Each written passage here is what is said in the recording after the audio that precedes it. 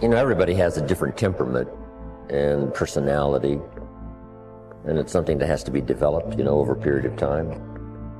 We all must deal with that dark side of our nature, the positive side of our nature, and it isn't that it ever gets done or finished, but that we should suppress those things that would cause us trouble, not only within ourselves, but cause us trouble with someone else. You're not aware of that conflict going on, because conscious attention doesn't need ordinarily to focus upon it. And so you don't get involved, and you're not anxious about what party is winning and what party is losing. They're keeping up a kind of balance. It's a spiritual battle, and it's taken people thousands and thousands of years to figure this out. You can find that and just look inside. Inadequacy, weakness, susceptibility to temptation, narcissism, pride, envy, revenge, resentment, frustration, lack of faith, all of that. So we spend a lot of our energy, a lot of our time, a lot of our work and our thoughts on how much stuff can I get, how much can I accumulate.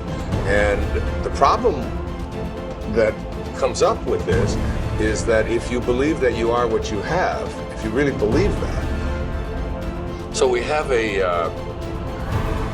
almost like a dilemma. If I am what I have, then when I don't, I'm not. I start to get really terrified. I start to get really scared when I don't have as much stuff as I want to have, or when other people have more stuff. So we spend a lot of our energy comparing ourselves to what other people have. Jump on the positive side of whatever you want. See if you can't help out in this warfare, in this push-shove match. That's the key. That's why the old wise man said, we must learn to love and hate. So underline that. You must learn to love and hate. And the illustration he used was, you must learn to love good and hate evil. But the major key to your and my future, the major key to you and mine being able to put our lives together, to get up and move forward, the major key to creating the next greatest version of ourselves and looking out for our families and improving our lives and our community. The major key is you. It's me. It's all of us. We have to decide that we're going to take responsibility.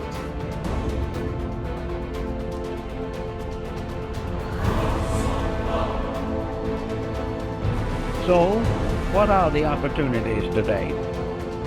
Probably one of the best forms of growth that we can work with now is cooperation and service to each other.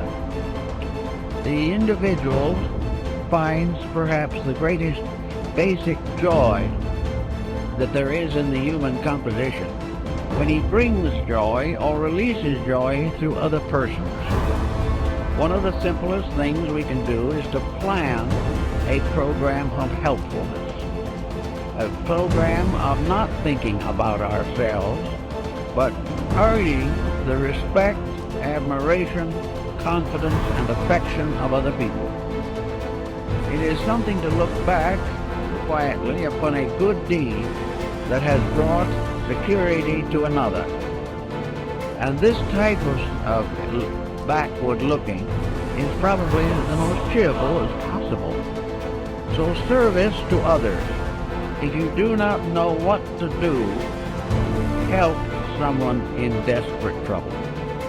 Forget being deprived of a few hours of television or being requested to turn away from some ordinary leisure that you have planned. But try to see what you can do to help other people. Now, if you have special trained abilities in these matters, there are many opportunities that open themselves to the person who really wants to help. If you have music as a background and have the abilities, find some young people who want music and cannot afford it. And instead of sitting around gossiping or answering phone calls, take these young people and try to educate them or help them in their musical lessons. If you are in business, take young people who need business training. They will not get proper training in school, but they can get it from someone who has been through it and knows what is right and knows what should occur and what should not occur. Everyone can do something, and out of the best they have done themselves, share with another. Then there are things you can do for yourselves. If you are not in a position or do not feel equipped to work with other people, then work with yourselves. Develop those faculties and powers which are not functioning properly today. Look over your own life and see what your mind is doing. Is your mind growing? Or is it just heaping up one prejudice on top of another? Watch your thoughts and see whether or not you're instinctively criticizing things you do not understand, or have developed powerful prejudices which interfere with justice and judgment. Look over your own nature and then go to work on the problem that you find needs attention. It is not good, however, to try to simply convert yourself. To sit down and say, I shouldn't hold that attitude, is usually not very meaningful. What you really should do if you dislike a certain condition is get into that condition yourself. Move in on it and find out why people think the way they do. Instead of criticizing from some set point within yourself, find out why other people are not more successful in their judgments. I know a number of persons who have simply gone into various walks of life which are not their own in order to find out how other people really live.